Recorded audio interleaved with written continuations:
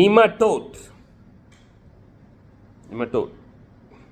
Cacing akar, cacing nematode, ulat nematode. Ini semua satulah penyakit yang berkaitan dengan akar. Bila penyakit ataupun ada yang panggil berbola nematode, dia macam bola, bukannya besar begini, dia macam boleh nampak saja bintik-bintik bola-bola tu. Pengikat lah, dia cakap orang ikat, diikat akar jadi bola. Tak, dia tak ikat, dia ada di sana, diinjek-injek, akar itu bengkak jadi berbola lah. Ini adalah sejenis ulat, sejenis haiwan, sejenis di golongan Animalia. Okey, dan ada yang baik, ada yang kebanyakan yang kita jumpa sebagai petani, dia ni menyusahkan kita, merugikan kita. Jadi hari ini kita akan berbincang, diskusi berkenaan penyakit berbola nematode. Nematode ini dia adalah salah satu ulat penyakit yang kena efek. Hampir tidak ada cara untuk mengubatinya sehingga ia sudah terlampau terlambat. Sebab simptom dia tak akan ternampak sehingga pokok atau tanaman itu menjadi layu dan tak dapat diselamatkan. Bila kena serangan nematode, kamu tidak akan tahu sebab dia berlaku di dalam tanah, di dalam media. Kalau polybag di dalam media lah, ataupun kalau gunakan kokopit di dalam tanah lah, di bahagian akar. So kamu tidak akan nampak sehingga pokok itu nampak layu, macam tak kena dapat air. Pokok itu berkuningan, macam tak ada baja, macam kena virus. Adalah pelbagai jenis analisis. Okey, orang akan cakap saja kan, free kan cakap.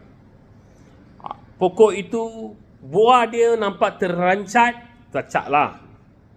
Buah tak akan menjadi, pokok itu tak membesar. Sebab pokok itu pun dia cuba lawan dan grow kan. Di bahagian lain yang terkena akar, dia akan cuba memberi makanan. Jadi, pertumbuhan pokok itu tak seperti yang tak di-affected, tak dijangkiti oleh nematode. Nematode ni macam cacing saja.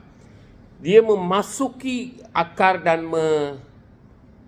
menyerap zat-zat di akar, di mana zat itu digunakan untuk membesar. Jadi dia sendiri makan dan dia drain out. Sebab sudah panca, drain out lah. Dia akan, zat-zat itu akan terkeluar pun ada, cecair itu yang terkeluar. Jadi nampak macam keperangan, kekuningan, berbau busuk orang cakap kan. Ini semua mengena dengan nematode lah. Jadi kita hari ini akan memulakan perbincangan di bawah tajuk ni. Ia sungguh menyeronokkan. Nematode ini sampai sekarang, selain daripada teori dan apa-apa, kita tidak tahu dari mana asal usulnya. Ada yang cakap air kolam itu yang kotor. Betul lah, kotor tu bila ada nematode lah. Ada daripada najis ayam. Betul, dia ada di dalam itu. Ada yang cakap di tanah yang rosak, yang tak rosak pun ada. Dia kena ada. Dan cakaplah semua sekali. Dia cakap baja pun ada nematode. Dia di bawah angin lah. Dia ceritalah banyak. Sebenarnya dia ada di semua bahagian. Di air sungai yang mengalir, di dalam air laut, di dalam buah, di dalam haiwan, manusia, di dalam kita pun dia ada. So, jadi tanpa nematode ini, ekosistem mikroorganisma, mikrobiom itu tak akan menjadi. Kita perlukan nematode untuk penuaan, rotting, pereputan. Kalau tak ada bahan yang mereput di dunia ni, tak ada tempat untuk manusia duduklah. Betul tak? Kalau kita mati, tak reput. Habis, tak ada tempat lah yang untuk recycling, regeneration, sustainability is no more. So, ia adalah sebahagian daripada alam semula jadi yang diperlukan. Masalahnya, imbalance in the ecosystem have created issues. Macam kita lakukan kerja-kerja monotonous, bererti hanya sejenis tanaman kita tanam, jadi dia mempunyai host yang terlampau banyak, dia membiak dan pemangsa nematod itu berkurangan, dan ini semua telah berlaku hanya kerana kelakuan dan perlakuan manusia petani macam saya dan tuan. Nematod ini daripada sampai tak nampak sampai besar-besar pun ada, kecil-kecil pun ada. Dan jadi kalau nak cakap dia ni hanya satu jenis, macam belalang. Okey, belalang itu macam mana rupa dia, ada 2-3 jenis. Tak. Dia ada pelbagai jenis, berbagai-bagai jenis dan berbagai-bagai saiz, color, warna, agama, bangsa. Okey. Jadi ini adalah satu perbicaraan kamu kena fahami. Tak semestinya saya nak memperbetulkan tanggapan banyak pihak. Tak semestinya apa yang saya luahkan di sini, katakan di sini adalah arahan macam kitab, tak boleh tikaikan. Tak. Salah satu konsep, different perspective view saja. Satu. Saya pun manusia, saya bukan kamil. Jadi saya akan melakukan banyak kesalahan dan saya memberi apa yang saya ketahui. Mine is not the gospel's truth where you can't say that I'm the best. No, I'm not saying that. Because the Facebook reply sometimes comes is that people feel, some arguing that mine is the best, some are saying, no, this guy is a fakey. So I'm not here to tell that I'm right. I'm just here to share the little knowledge I have experienced from the age of 7. Now I'm 55. So the little knowledge I have through experience, academic studies, as well as courses and every other damn thing, practical studies, because I'm a farmer. So saya datang nak share my knowledge and experience and little expertise with you. Do your own studies, do your own everything, and then validate it. Now come back to nematode. Nematode, it's a simple, straightforward stuff that, as we said, ada yang baik, ada yang tak baik, and we are trying to see what is the first effect. Once the plant is affected, apa yang bila telah dijangkiti nematode, diserang nematode, apa akan berjadi? Apa yang berjadi ialah pokok itu akan nampak layu. Pertamalah, bila sudah layu berarti pokok itu sudah siap lah, tak boleh diselamatkan. Macam dia tak ada air, keliling semua pokok okey, dia satu dia macam layu saja. Berarti dia sudah kena nematode lah. Salah satu sebab. Nombor 2, dia akan nampak kekuningan. Macam tak ada sulfur juga ni. Macam itulah dari sebab dia dari atas. Ada yang satu tempat kuning, satu tempat tak kuning. Ini semua dia ada. Dia pudar. Buah, bunga jatuh. Dia jatuh tuk-tuk macam sikit kena air pun dia jatuh. Nampaklah bunga semua jatuh. Ini semua salah satu sebab lah. Dia punya simptom. Orang cakap simptom kena nematode. Okey. Bila kamu tarik akar dia, bersihkan, kamu akan nampak macam berbola kecil-kecil di akar semua. Itu nematode sudah kena lah tu. Okey. Jadi banyak pokok Solanus ataupun cakap bukan, jangan gunakan perkataan sains. Kita cili, terung semua kan. Tomato semua dia satu bangsa saja. So ini semua dia senang dikenai. Cili keledek, ubi kayu, semualah, hampir semua. Rumput pun ada kena nematode. untuk berlawan dengan nematode ini, bukannya macam yang kena mites ke, atau aphids ke, ataupun kutu koya ke, bukan begitu. Ini adalah lebih moderat. Kalau ada macam kena mites, kita potong dahan itu, buang dan baru akan tumbuh ke apa, boleh buat balik sikit-sikit, boleh repair lah. Tapi bila dah kena nematode ini, cacing nematode, ular nematode, entah apalah, sama juga kan, atau berbola, akar bola tu sudah kena, hampir mustahil untuk selamatkan pokok itu. Paling best tuan boleh lakukan ialah cabut, alih, korek tempat itu dan buang jauh-jauh atau bakar itu saja, dan supaya ia tak merebak kepada pohon atau tanaman lain. Tetapi itu hanya adalah anggapan-tanggapan, ia pasti akan merebak. Jadi kita kena cari satu jalan untuk menghindari. First thing, menghindari. Kalau sudah kena, macam mana nak mengubati. Ni semua ada. Saya, bila saya cakap ni, kita, apa yang saya nak beritahu tuan-puan ni, tak boleh jumpa dekat Google pun. Okey, adalah sikit-sikit, tapi cara solusi dia bukannya senang. Maka kita akan bincang satu persatu. Dan lagi satu, saya cuba nak buat pendek-pendek punya video, tapi hanya memalukan diri sebab saya tak dapat memberi semua idea dalam 1-2 minit. Jadi buatlah. Bila tuan sudah kena nematode, tuan cari dalam YouTube, tuan datang jumpalah dalam YouTube, ada solusi belajar, tuan buatlah sendiri. Itu saja saya boleh cakap hari ini. Okey, jadi kalau video ni panjang, minta maaf lah, kenalah panjang. Belajarlah. Lihat video 20-30 minit pun tak salah. Kalau dapat ilmu, dapat menaikkan taraf, dapat menghalang masalah tuan. Salah satu cara untuk menghindari serangan nematode ini adalah dikatakan solarizing the soil.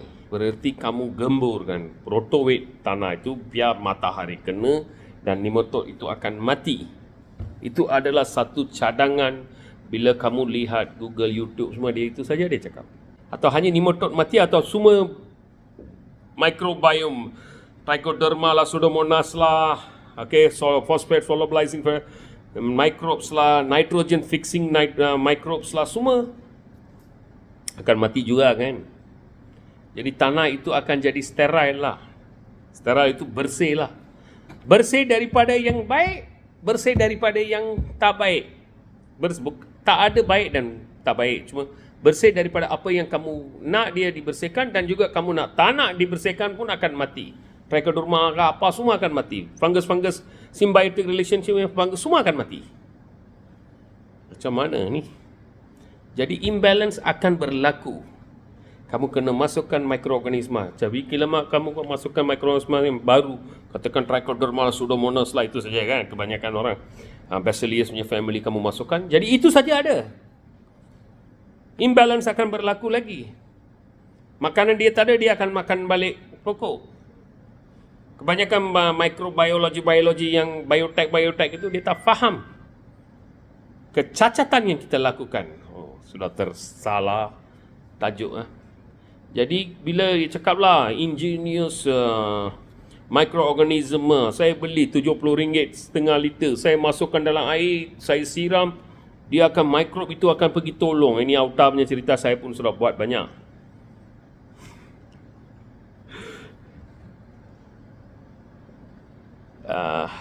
Okey. Nematode ini sebenarnya dia makan mikroorganisma lain untuk hidup. Bila tak ada, dia makan dia punya akar lah. Jadi bila you created imbalance, dia animalia tau, dia haiwan lah. Dia pergi makan lah. Salah siapa? Saya kan?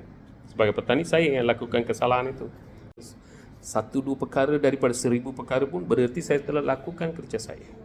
Ini adalah library. Video YouTube ini adalah satu library, di mana video yang saya lakukan ini akan berada di library untuk 30 tahun yang akan datang. Bila 30 tahun yang akan datang, bila saya tak ada di muka bumi ini, ilmu ini akan menjadi rujukan. Bukannya kitab, tapi rujukan. Supaya alternately you can compare what I'm trying to teach you with what you know. 30 years from today, you will know that guy called Chandra L. Ramprakash have tried to teach you something for free. Or shared his knowledge which he has. Could be prehistoric at that time. But I'm just sharing. Kita nak bagi matahari itu membunuh segala mikroorganisma yang kita cakap jahat, kita cakap tak baik semua.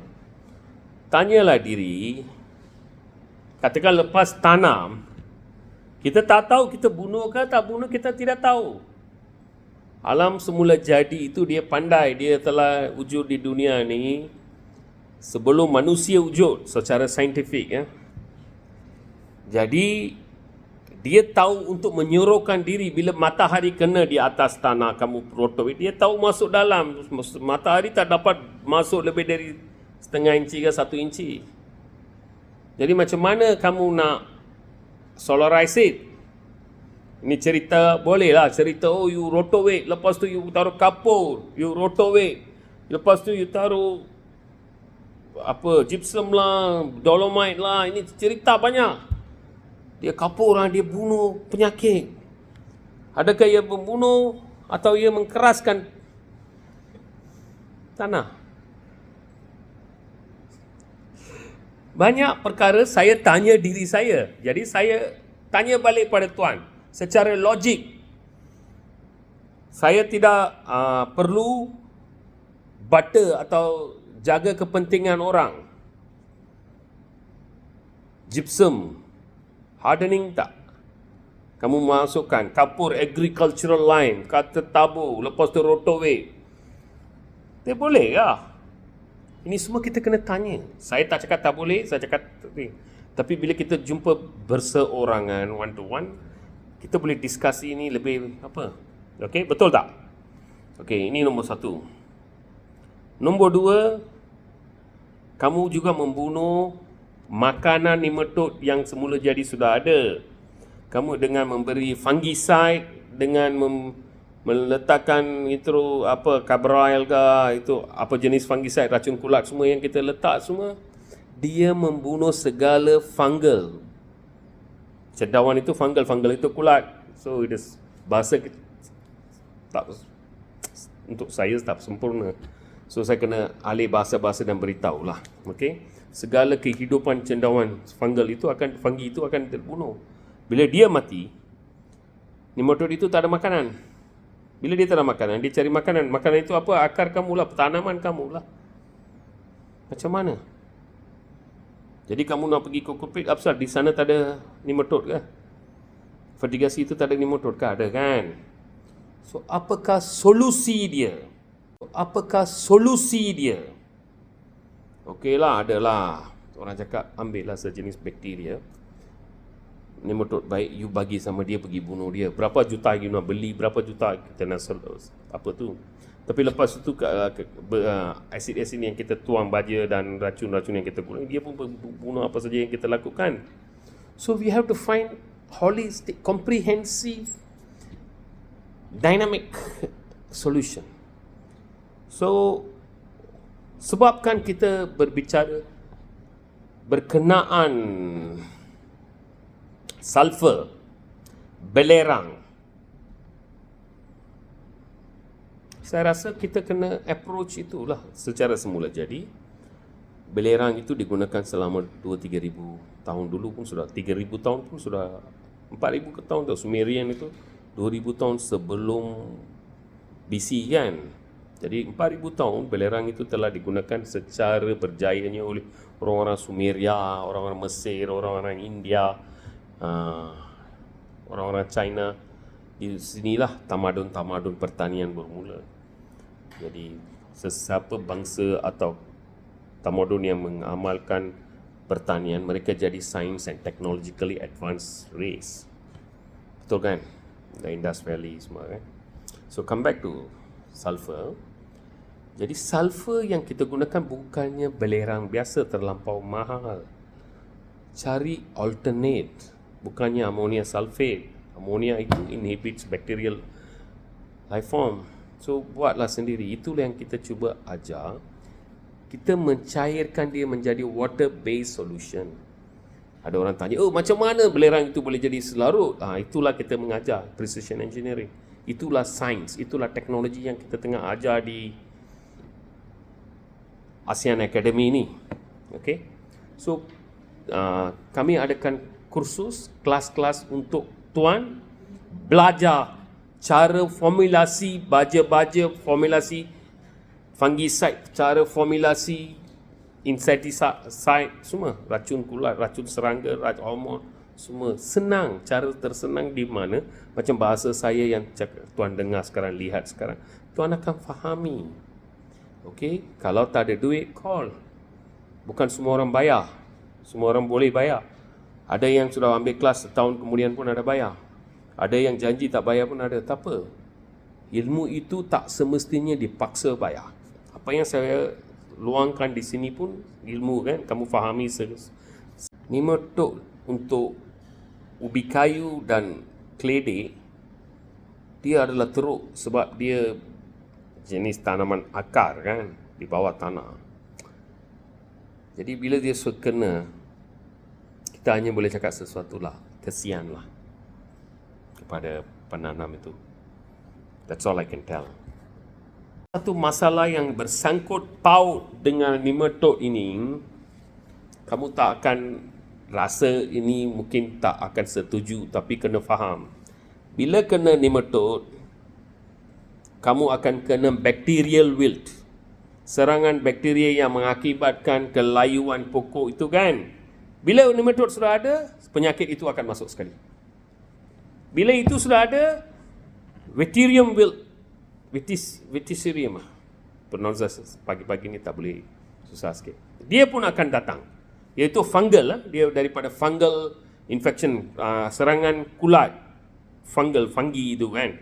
Dia akan masuk sekali. Jadi kamu tak boleh cakap ini, oh ini nematode lah, ini fungal lah, ini bakteria lah. Kedai yang kaya itu kedai baja, kedai racun yang kaya lah.